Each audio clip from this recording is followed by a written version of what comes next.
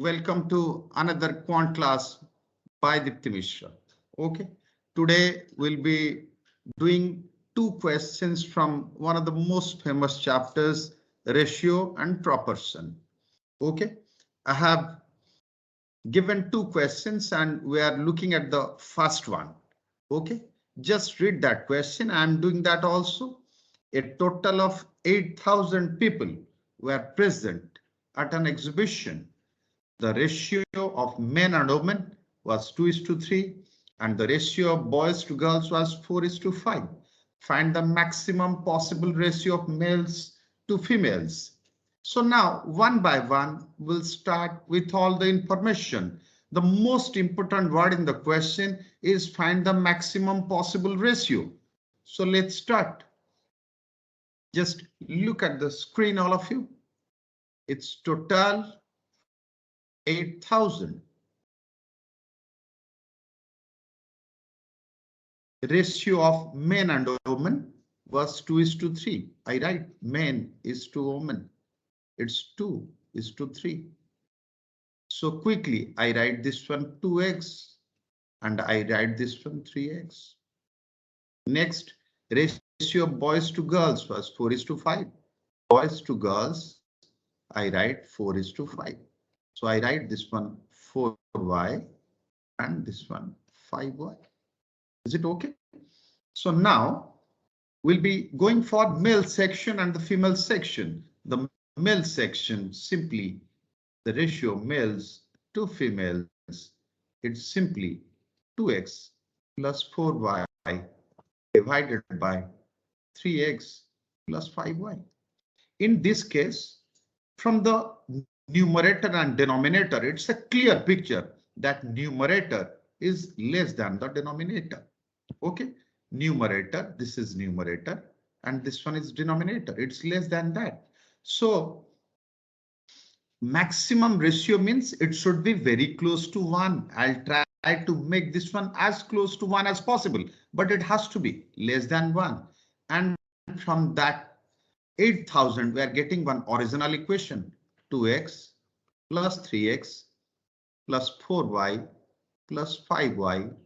It's 8,000. So now it's 5x plus 9y is 8,000. Okay, so it's a two variable x and y, one linear equation. Okay, now look at the cases. How to go for the final one? I'm writing here. Just look at this. Case 1, x maximum, automatically y will be minimum. And case 2, x minimum, y maximum. If I consider the first case, the ratio will be approximately, it should be 2/3. But in the second case, it should be 4/5. So the second one always will give me the right answer because 4/5 is greater than 2/3. So we'll be going x minimum and y maximum. I'm coming back to this. So it's 5x is 8,000 minus 9y. X is equal to 1,600 minus 9y by 5. So now 9y by 5 is 1,600 minus 6. So now y is 1,600 minus 6 into 5 divided by 9. After finishing this, now x minimum, y maximum and x, y both are natural numbers. 5 is never multiple of 9. So this bracket part has to be multiple of 9. 1,600 minus x has to be multiple of 9. The divisibility of 9 is very easy. Sum of the digits. So I'll be starting with x minimum. x1, it's not satisfying. Okay. But x7, y is coming out to be 1,593 into 5/9. 9. Clear everyone? So it's 885. So X minimum, Y maximum. X minimum and Y maximum. I'm getting this one. So now, after putting this here, the final answer, my final answer here simply will be, if I put this value, it will be 3554 by 4446. Okay. And your final answer 1777 by 2223. So this is the final answer. This is the final answer. Okay. Each and every point is important. Okay. X1, this one is not satisfying. So we opt for X7. You know that 1593, some of the digits will be divisible. I just put that value right here. So I'm getting the answer 1777 to 2223. Clear everyone? Okay.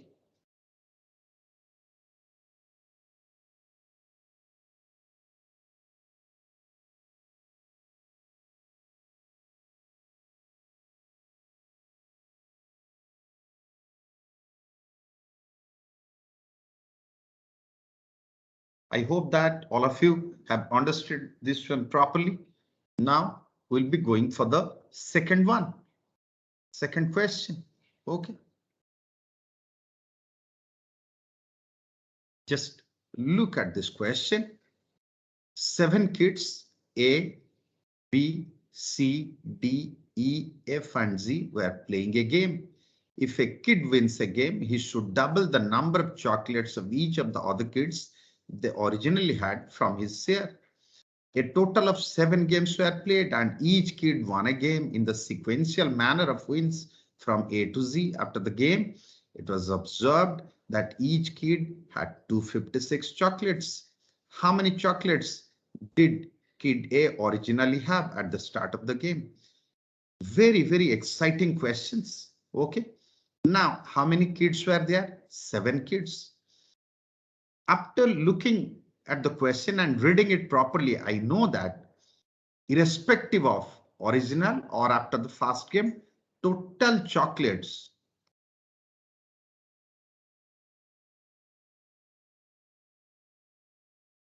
is 256 into 7.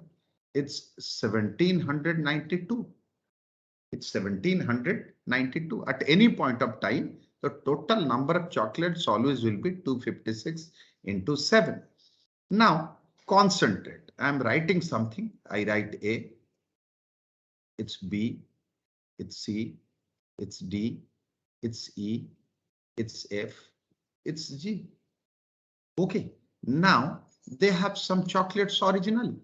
I have no idea. I have to find out A. Examiner is asking A. He's not asking E or D. So something is there where I can apply myself in a better manner. So look at this. This one.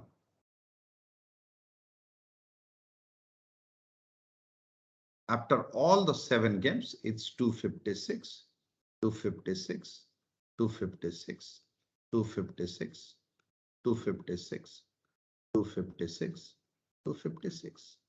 Is it okay? Now, one thing you mark. This is original.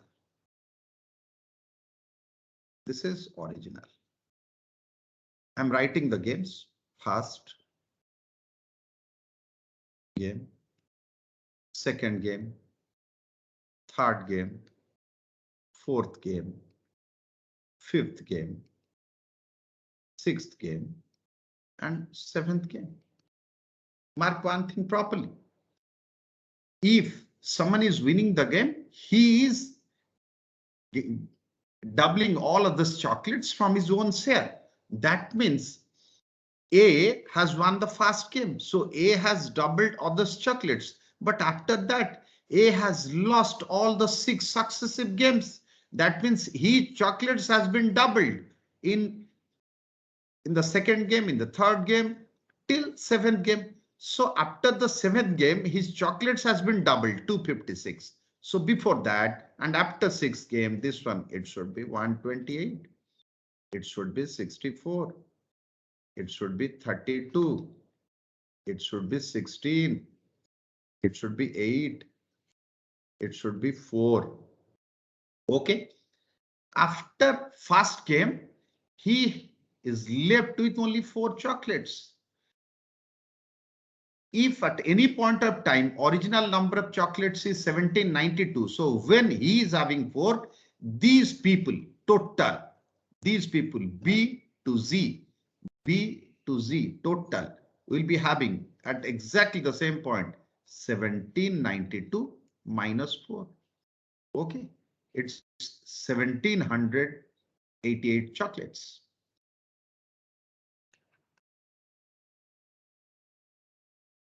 How this has become 1788? Each one has been doubled. That is same as the sum has been doubled. The sum has been doubled. So before that, they will be having half of these chocolates because B has become 2B, C has become 2C, 2D, 2E, 2F, 2Z. All added is this. So before that, they must be having half of this one. So originally, total from B to Z will be having 1788 divided by 2. It's 894 chocolates. So now, if all were having 894 chocolates originally, automatically A is having 898 chocolates.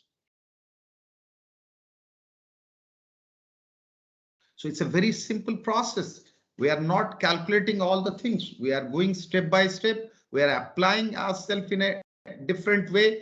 And examiner has categorically asked me A, is not asking me any other person. So simply I can reach by applying my common sense. Okay, it's a very, very typical question. Very good one. Okay, hope all of you have enjoyed. So till next time we meet, we'll be having different questions from chapters, different chapters. Another chapter we'll be doing again.